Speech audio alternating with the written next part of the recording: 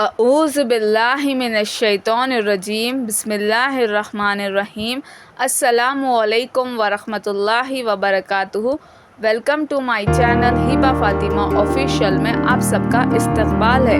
حضور صلی اللہ علیہ وسلم کی بعثت سے پہلے عربوں کے حالات۔ اب سے تقریباً 450 سال پہلے کی بات ہے کہ یہی ملک عرب برائیوں کا آدا اور بھوتوں کا مرکز تھا۔ کون سی ایسی برائی تھی جو وہاں ان عربوں موجود نہ تھی؟ لڑائی کا یہ حال تھا کہ معمولی بات پر جنگ چھڑ جاتی تھی اور قبیلے کے قبیلے ہلاک ہو جاتے تھے، خون کی ندیاں بہہ جاتی تھی اور کئی برسوں تک یہ جنگیں جاری رہتی تھی۔ ہر آدمی کی کئی بیویاں ہوتی تھی اور جب مرد مر جاتے تو وہ عورتیں مال کی طرح تقسیم ہوتی تھی۔ لوگوں میں لڑکیوں سے نفرت تھی۔ اگر کسی کے گھر کوئی لڑکی پیدا ہوتی تو اس کو منحوس سمجھتے تھے اور اس کو زندہ گاڑ دیتے تھے۔ یہ اللہ تعالیٰ کے بندے ایک اللہ کو چھوڑ کر بتوں کی عبادت کرتے تھے، حتیٰ کہ صرف کعبۃ اللہ کے اندر بھی 360 بت تھے۔ ہر قبیلے کا بت الگ الگ تھا۔ غلاموں پر وہ ظلم کرتے تھے کہ اللہ کی پناہ، نہ خدا کا ڈر، نہ دنیا کی شرم، نہ مرنے کا ڈر، نہ آخرت کا خوف، نہ خدا کے روبرو کھڑے ہونے کا یقین، نہ بڑوں کی عزت، نہ چھوٹوں سے الفت، نہ اپنے پرائے کا خیال، نہ دوستی اور محبت کے پاس کا لحاظ۔ مگر جہاں اتنی ساری برائیاں تھیں وہاں کچھ خوبیاں بھی ایسی تھیں جو بے مثال تھی۔ وہ انتہائی سخی، بے حد مہمان نواز، بڑے ہی جفاکش، انتہائی بہادر، وعدے کے سچے، خل کے پکے، جان جائے آ نہ جائے بہادری کا یہ عالم تھا کہ تلواروں کی چھاؤں میں جان دینا ان کے بائیں ہاتھ کا کھیل تھا۔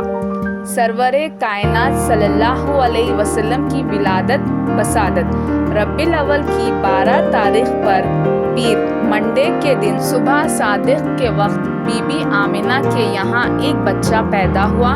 عرب کی سوتی بستی جاگ اٹھی، اندھیری دنیا جگمگا گئی۔ تاریخ بستی میں آفتاب رسالت جلوہ گر ہوا۔ پیدائش کے 7ویں دن آپ صلی اللہ علیہ وسلم کے دادا عبد المطلب نے اپنے اس یتیم پوتے کی پیدائش کی خوشی میں قریش کے بڑے بڑے لوگوں کو دعوت کی اور ان کا نام محمد رکھا۔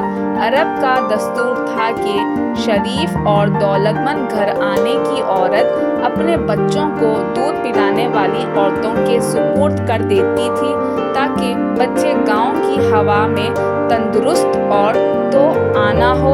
وہ عورتیں بچوں کو اپنے گاؤں میں لے جا کر ان کی پرورش کرتی تھی۔ اس سال بھی عرب کے دستور کے مطابق گاؤں گاؤں سے بہت سی عورتیں بچے لینے کی خاطر مکہ مکرمہ میں آئے۔ ان میں ایک دائی حلیمہ سعدیہ بھی تھی۔ ان سب میں جلدی خوشحال گھرانوں کے بچوں کو لے لیا۔ دائی حلیمہ کی سواری بہت کمزور تھی، اسی لیے وہ سب سے آخر میں پہنچی۔ اب ان کو سوائے یتیم بچے کے اور کوئی نہ ملا۔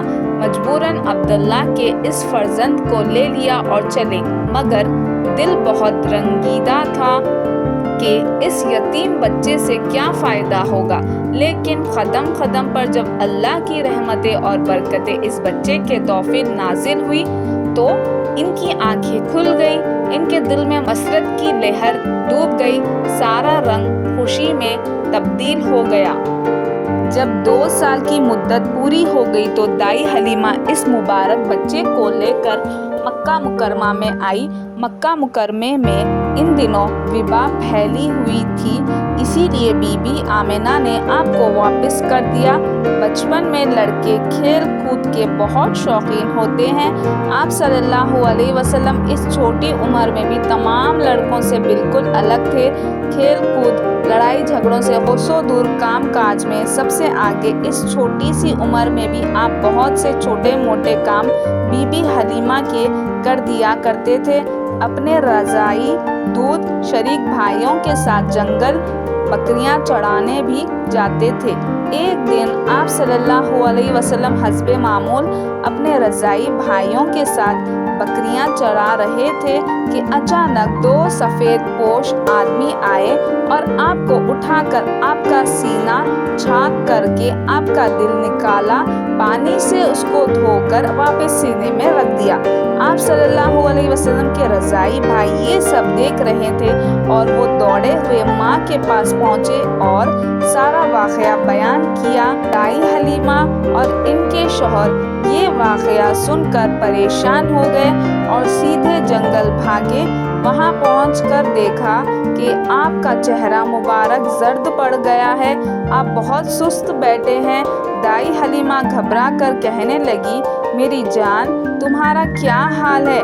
آپ نے پورا واقعہ سنایا۔ اس کو سن کر دائی حلیمہ بہت گھبرائی اور آپ صلی اللہ علیہ وسلم کو آپ کی والدہ کے پاس مکہ مکرمہ پہنچا دیا۔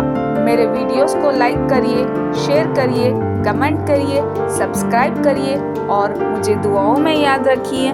اللہ حافظ۔